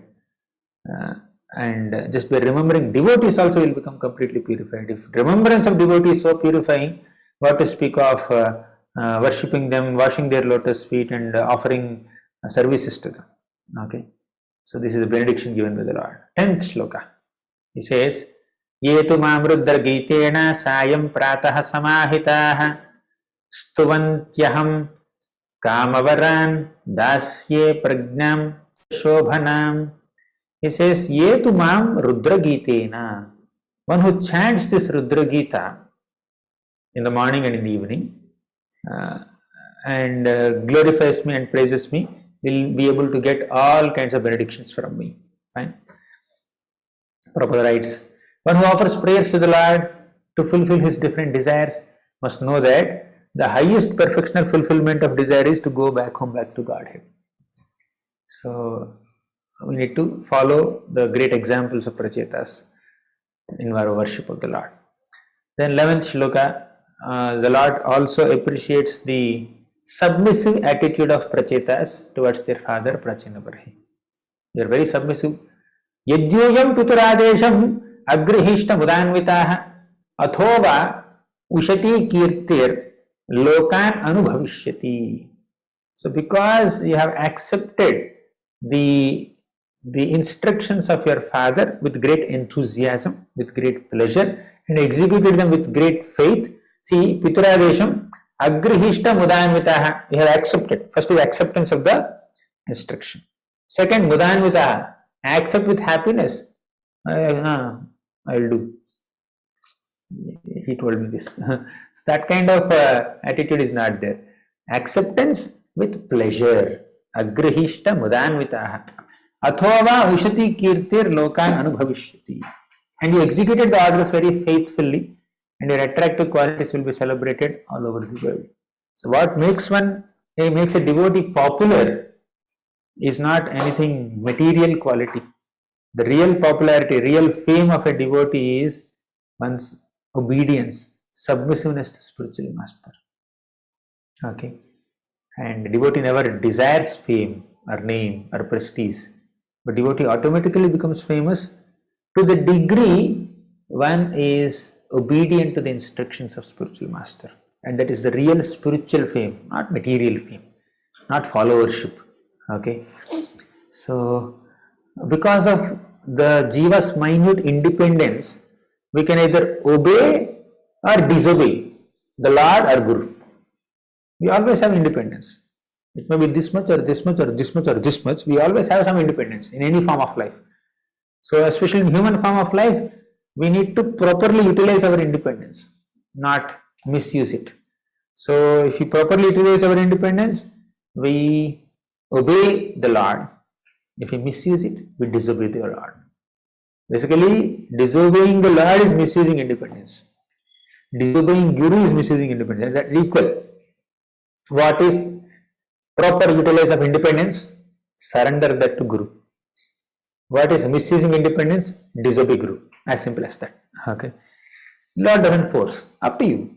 You want to disobey or obey. You want to use or misuse independence. It's up to you, but I will not interfere. But if you do this, you will get this. If you do that, you will get that. So basically, the living being creates his own happiness or distress. Then, in the 12th sloka, the Lord says that in future you will have a nice son. Basically, Daksha. Then now you need to marry an Apsara called Pramlocha. Previously, she united with Kandu and gave birth to a daughter named Marisha. You know the story. Kandu was doing some austerities and Indra became insecure, and he had sent this Pramlocha Apsara to distract Kandu, and Kandu got distracted. And as a result, they got one girl, daughter. Her name is Marisha. So after the girl is born, Kandu is not claiming her. Marisha is also, Pramlocha is also not claiming her. So she was left like that. She is an Apsara. I have nothing to do with raising children. I will go back to Svargaloka. I am an Apsara. And he says, I have nothing to do with raising children. He also left. Okay. So when raising children is not there within the agenda, then giving birth to children also should not be there. But somehow this Apsara and Says came together and gave birth to a child, but no one claimed the child. No one was willing to take responsibility of the child. And the child was just lying there. Then Chandra came there. Chandra, the moon god. He kept his finger in the little baby's mouth and poured nectar into her mouth. And Chandra is considered the lord of trees, and the girl is raised by the trees. Okay. So Lord said to the Prachetas, all of you 10 brothers marry that girl. Okay. And she is also the same nature. Just like you are obedient to your father, she will be obedient to her husbands. So all of you should marry and enjoy all facilities of the world and develop bhakti unto me, and you will come back to me very soon. So devotees, although they are in the midst of so many opulences, they are not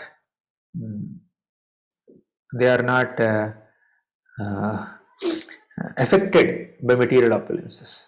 Okay, even if they are in the family life and all. Griheshva vishatam chapi pumsam kushala karmanam madvarta yatayamanam nabandhaya grihamataha.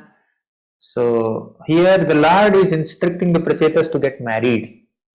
Okay, all to one wife. And he also says that fine, you are in married life, you are in household life, and you have a big kingdom to enjoy. Still, you will never be deviated from my devotional service. Okay.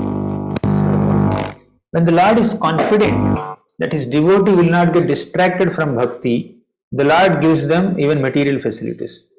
But if the Lord thinks that my devotees may become distracted from bhakti by having material opulences, then the Lord will take away the material opulences. Okay, as simple as that. The Lord gave material opulence to Prachetas, Prahalad Maharaj, Dhruva, and he took away everything from Bali. He took away everything from Avanti Brahman, and he gave everything to Sudama. Sometimes the Lord gives opulences to devotees, sometimes the Lord takes away opulences. Okay, so why the Lord is so random? If the Lord is kind to devotees, he should give opulences to everybody. But it doesn't happen like that. Whatever is favorable for bhakti, that the Lord will give. Others, the Lord will not give. So now the Lord instructed the Prachetas, you please go and marry this girl. So this story comes up to 16th shloka. And what about this one girl marrying, 10 women, 10 husbands? Yeah, by Lord's blessings, everything is possible. Prabhupada makes a simple statement in the 16th purport. So all of them can marry one girl. By Lord's blessings, anything can be possible. Okay. In 17th shloka, the Lord says, the Divya Varsha Sahasrantam Sahasram Aharojasaha Bhauman Bhokshatha Bhoganvai Divyamschanugrahan Mama. So he says, by my mercy, you will enjoy all facilities in the world, and you will enjoy with full bodily strength for 1,000,000 celestial years. Then you will come back to me. Then 18th shloka he says, Athamayyanapayanya bhaktya pakvagunashayah upayasyatha madhama nirvidya nirayat ataha. So athamayya anapayanya bhaktya pakva gunashayah. So in the 18th shloka, he says you will develop unadulterated bhakti and you will be freed from all material contamination. The 19th shloka we already discussed how the devotees are never entangled. The 20th shloka is very interesting. We'll recite that. Just give me 1 second.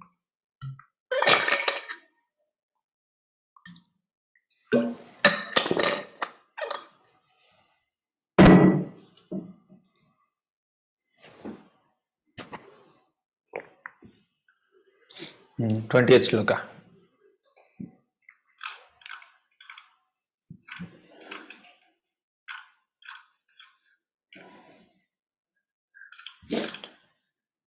Navyavad dhridaye yajno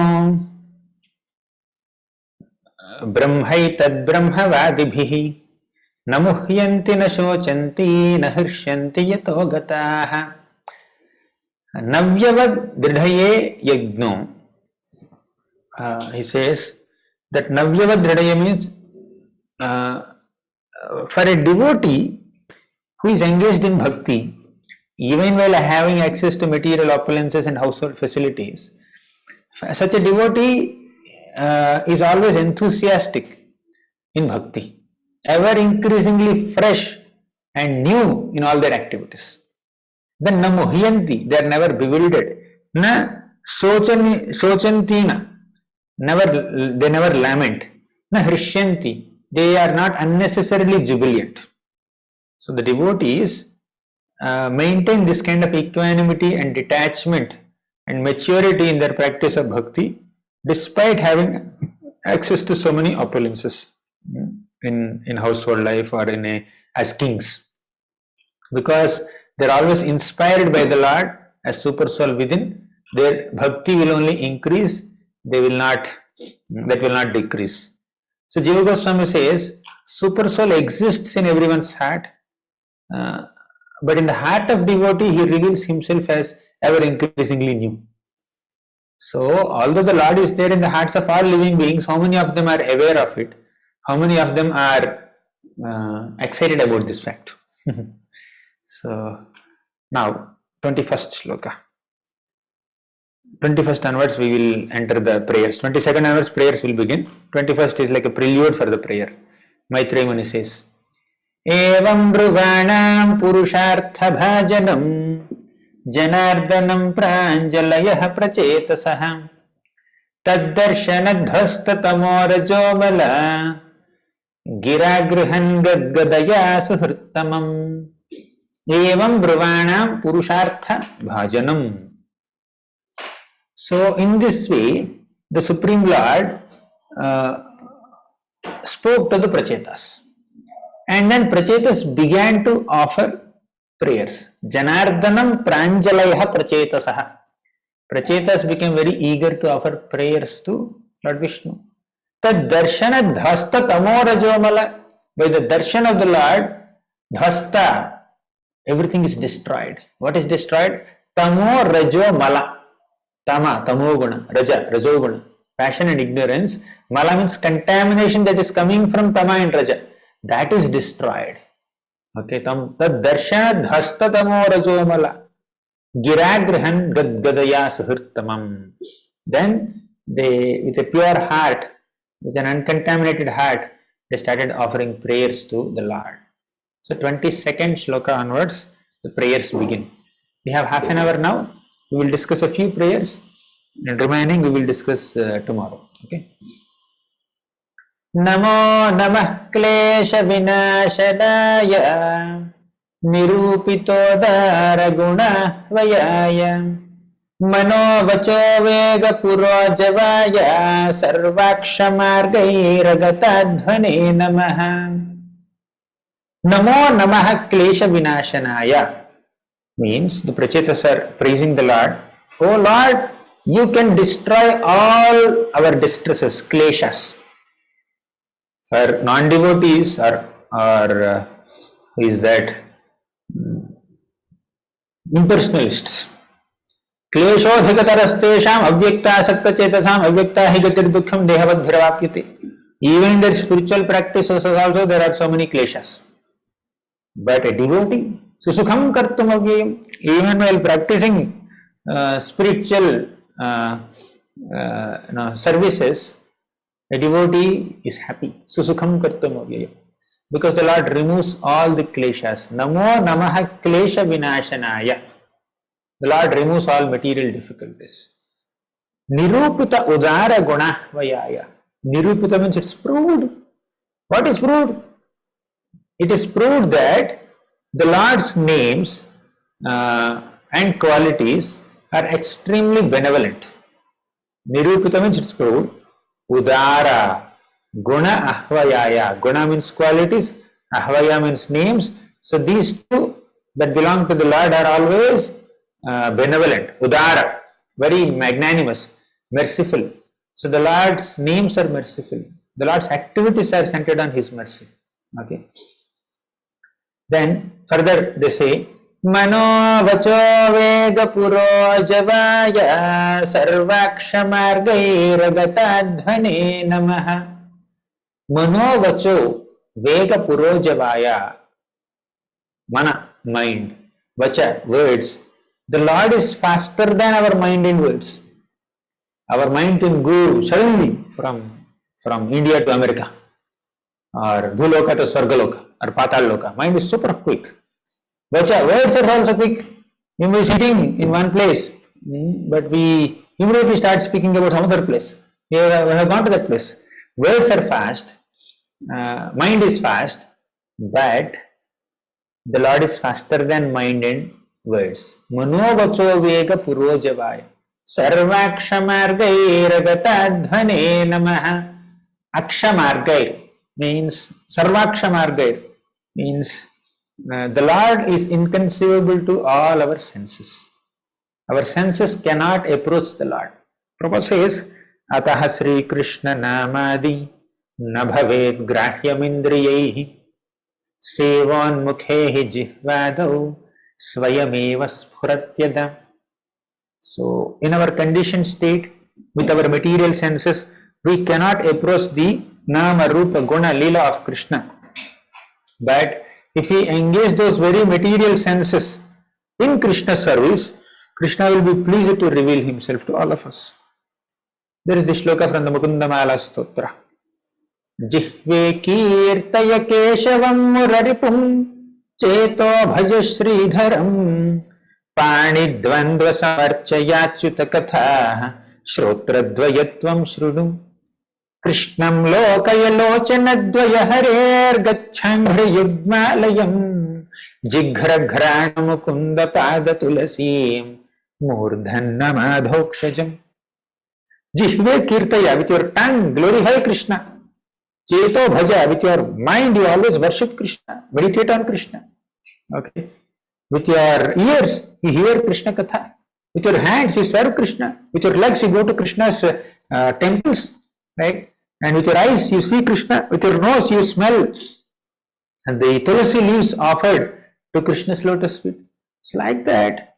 All the senses can be utilized in Krishna's seva, and that Krishna will reveal himself to us. Okay. Sevon mukhehi jihvadau swayameva spuratyada. On his own he will reveal himself. Okay.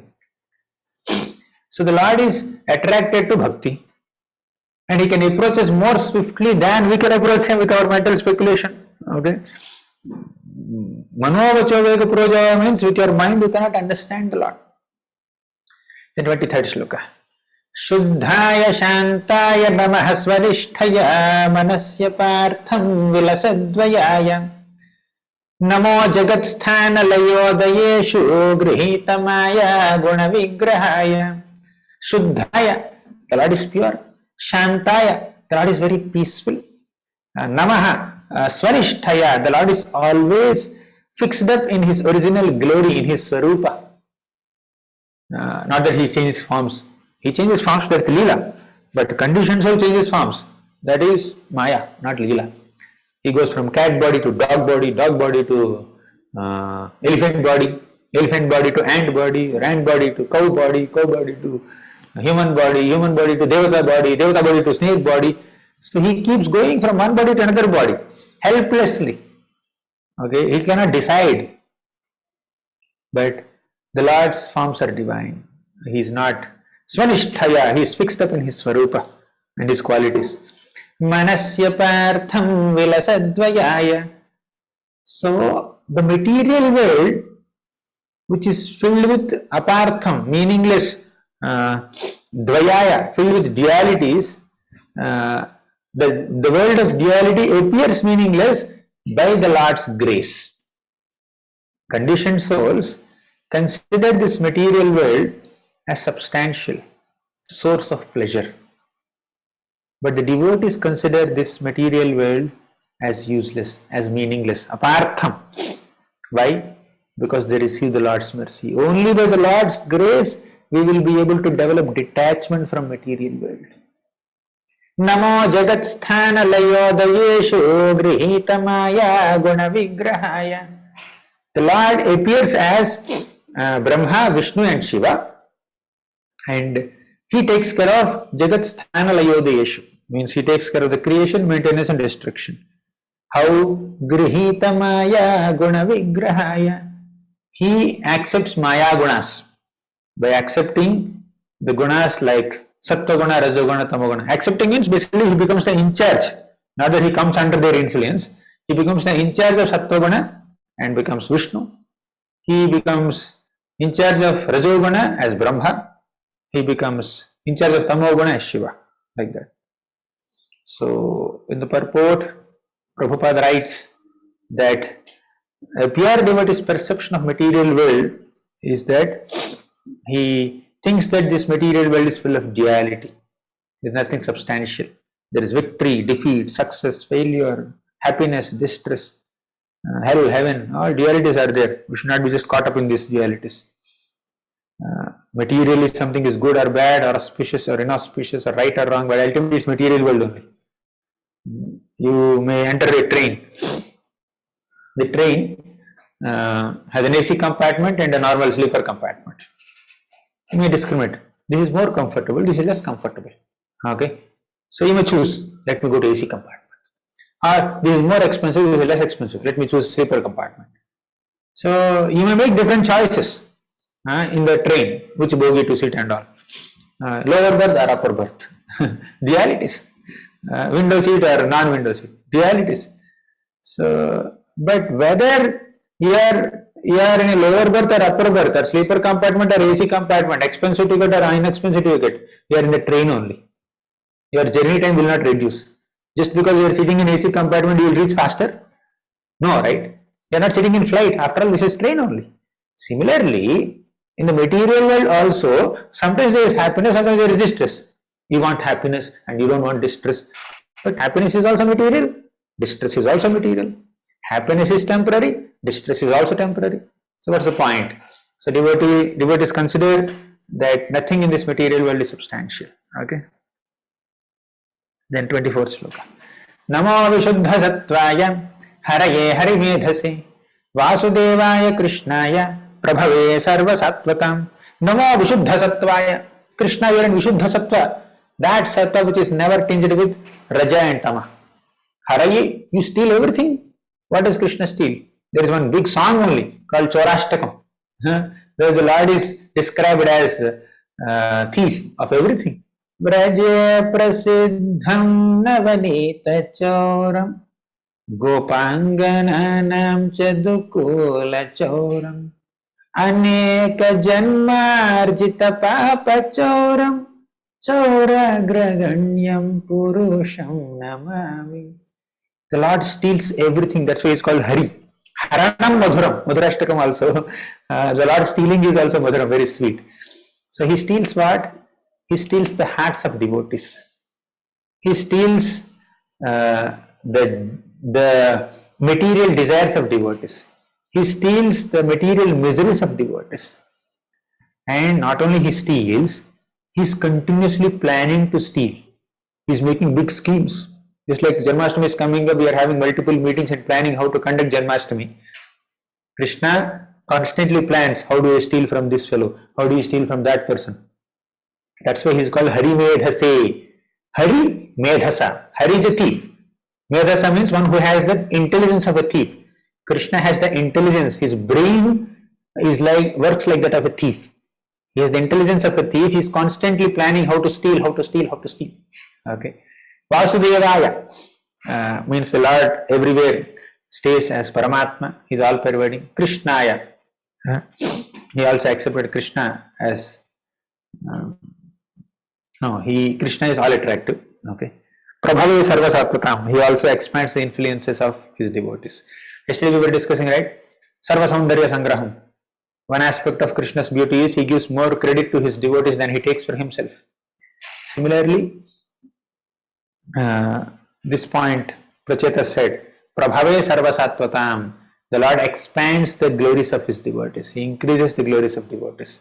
He likes to see his devotees more glorified than himself also. So I think we will, it's 12:15 now. Any questions? 15 minutes. There are questions.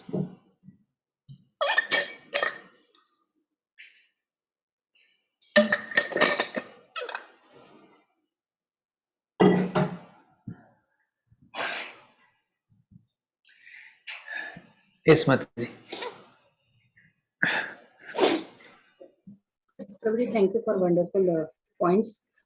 As mentioned, you mentioned disunity should not be there. Means decision or opinion should be inclined towards spirituality. But suppose we are in a junior level and some senior is having such an opinion or which seems to be wrong or which is inclined towards materiality. So means in such a conflicting situation, we should not offend devotee, but at the same time we should follow the correct opinion. So how to handle such a situation, such a conflicting situation? So our opulence in a spiritual organization is that we have multiple devotees, so many devotees. So we can always, okay, first point, like when we see that a senior has an opinion which doesn't seem very much right to our own intelligence, first thing is we can just express our discomfort or our concern and get a clarification. Probably they are seeing things from a different perspective, a broader perspective, which we may be missing because of less experience. They are seniors, right? They have more experience. We are juniors, we have less experience. With their more experience, they may see a bigger picture and they may take a decision. We may not be able to understand. If you ask for a clarification, they will give. Okay, matter can be closed there. Okay, but sometimes if it is really wrong, there are other seniors also. We can say this is little disturbing me. Okay, I try to get a clarification, but still I'm unable to understand this, reconcile this. So can you please help me do this? But we should not directly get into correcting the senior. That gets into offense, right? If you seek clarification, it's not an offense. But if you venture into correction, it could be an offense. Okay, so oftentimes it can be resolved at that level. But in either case, if it is not exactly about right and wrong, these are different ways. We may take a right turn or a left turn. It's not that left turn is wrong and right turn is right. We can take a left turn and then from there also we can reach. It's like a different way. Somehow the senior prefers to do that service in that way, while our preference is little different.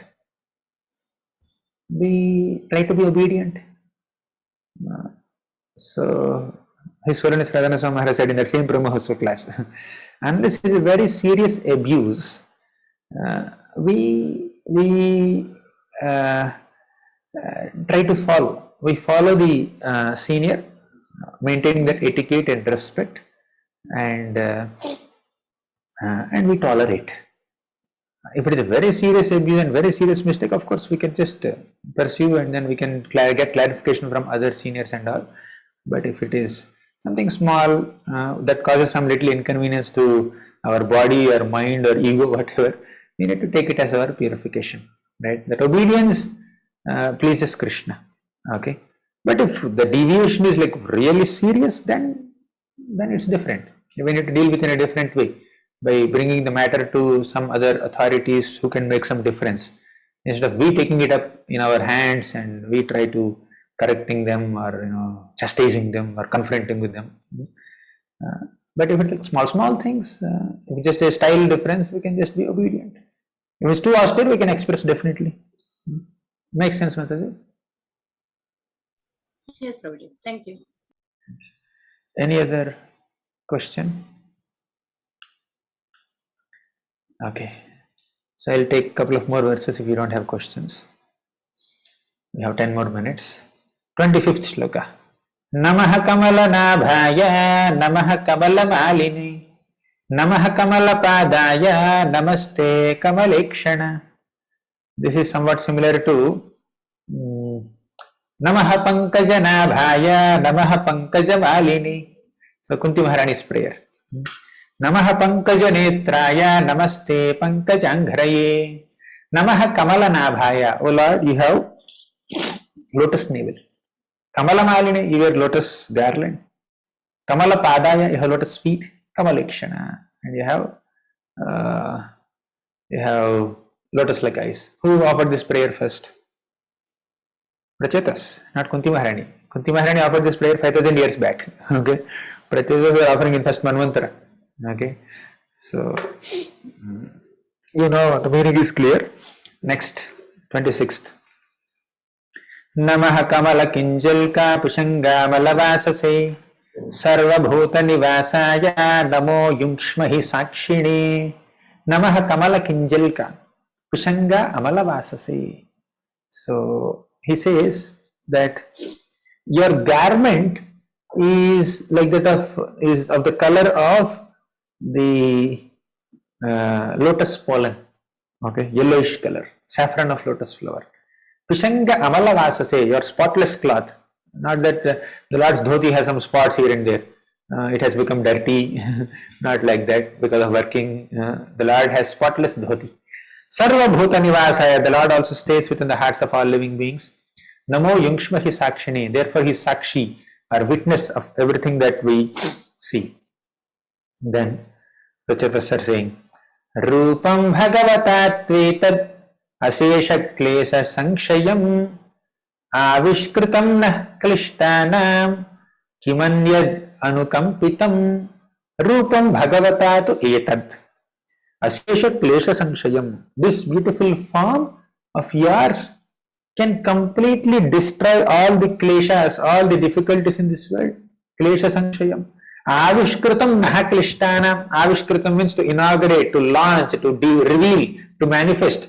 Oh Lord, you have manifested this beautiful form to relieve us from all difficulties. Klishtanam, we are undergoing so many difficulties and you You are kindly relieving us from that suffering. You are anukampitam. So what else could be a greater mercy? So this is somewhat connecting to the deity form of the Lord also. So just like the Lord appeared personally in front of Prachetas, the Lord appears in the form of deity in front of all the practicing devotees. Okay. So we need to understand that it's a mercy manifestation of the Lord. He is giving us an opportunity to serve Him in various ways. So Prabhupada writes, the deity form is mercy on neophytes. A very advanced devotee can see the Lord anywhere and everywhere. He can see the Lord in all living beings, in every situation. But one who is not that mature, they will be able to see the Lord only in the deity form in a temple. So then next 28th shloka, further about Archa Vigraha. एतावत्त्वं हि विबुधेर्भाव्यं दीनेषु वत्सलैः यदनुस्मर्यते काले स्वबुद्ध्यादभ्ररन्धना. So this is specifically about the Archa Vigraha. So the Lord is the killer of all inauspicious things. Adabhara Randhana. He is very compassionate. Dineshu Vatsalaihi. He is very compassionate upon all poor devotees. So the Lord appears in the form of Archa Vigraha or a deity to receive services from a neophyte and to also reciprocate with their services. Prabhupada quotes this shloka. Patram pushpam phalam toyam yo me bhaktya prayachati tadaham bhaktipa ritam ashnami prayatatmanaha. So then we'll go to the next shloka. येनोपशान्तिर्भूतानां क्षुल्लकानाम् अपीहताम् अन्तर्हितोऽन्तर्हृदये कस्मान्नो वेदनाशिषः. So, O Lord, you know the desires of all living beings and you fulfill those desires. Yena upashantir bhutanam kshullakanam apihatam. You fulfill even insignificant desires of common living beings. Okay. But how? Antarhito antarhridaye. Because you are staying within them and you are their well-wisher, you facilitate the fulfillment of their desires. Okay. And you know the desires of your devotees. So Prabhupada writes, whatever a living entity, even if he is a non-devotee, desires, however insignificant he may be, the Lord notes that desire and He gives them an opportunity to fulfill that desire. If the desires of non-devotees are fulfilled, why not the desires of devotees? Devotees' desires also can be fulfilled. Provided, see what is devotees' desire? Devotees' desire is to serve Krishna.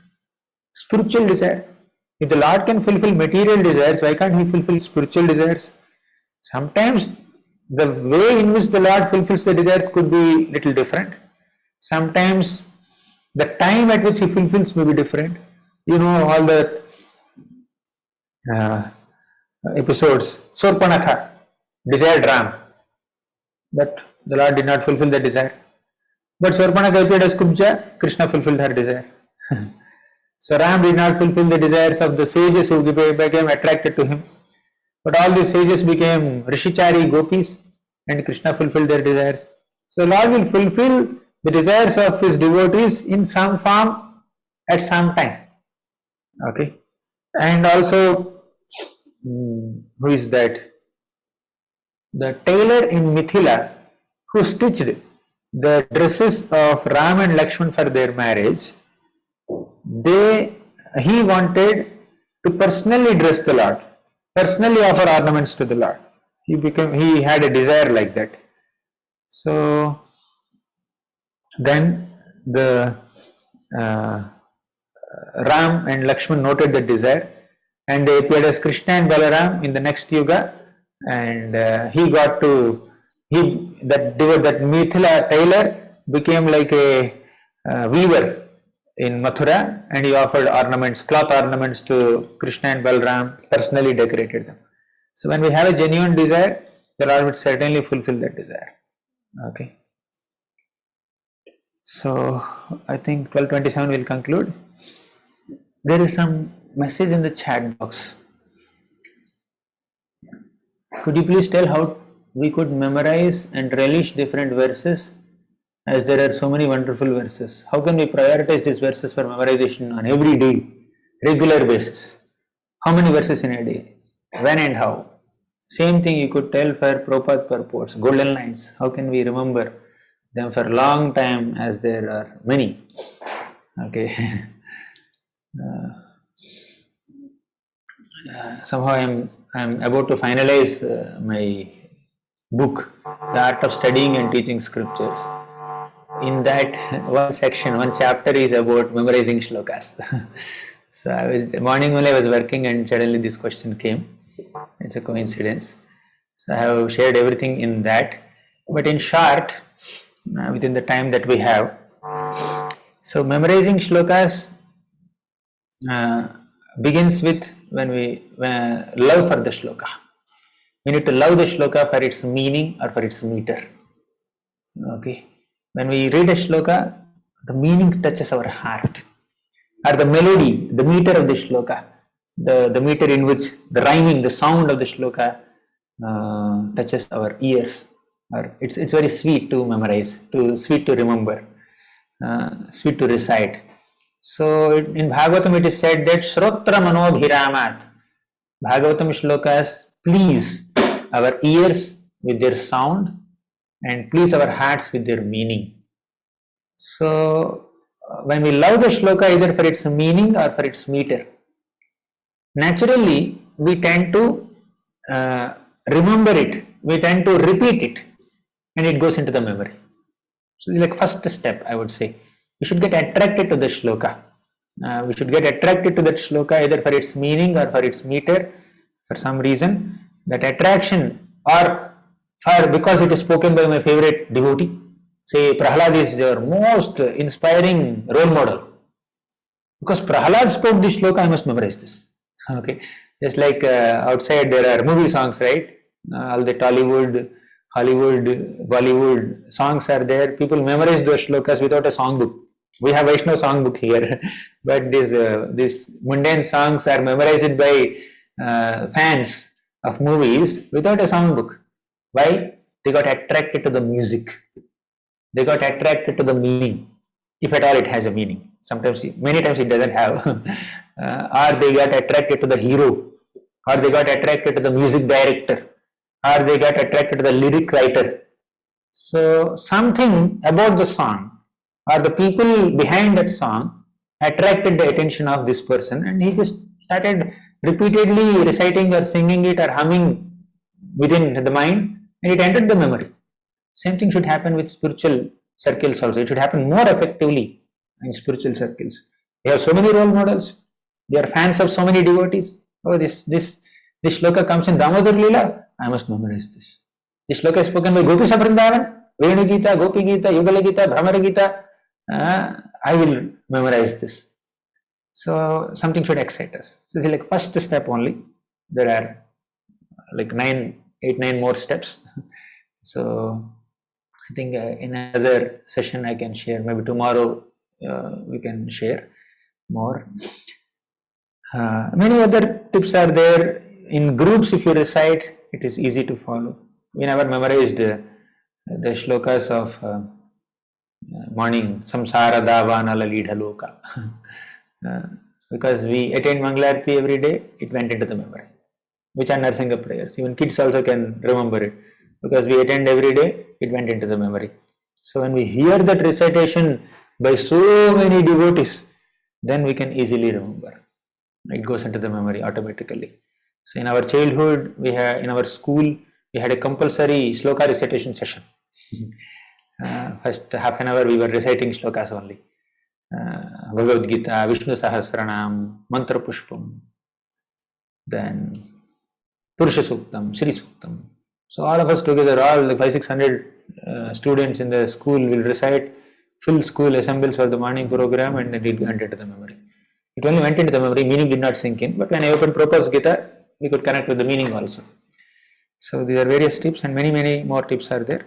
So I'll conclude here because it's 12:32. Thank you very much. Grantaraj Srimad Bhagavatam ki jai, Srila Prabhupada ki jai. Thank you. Thank you very much, Prabhuji.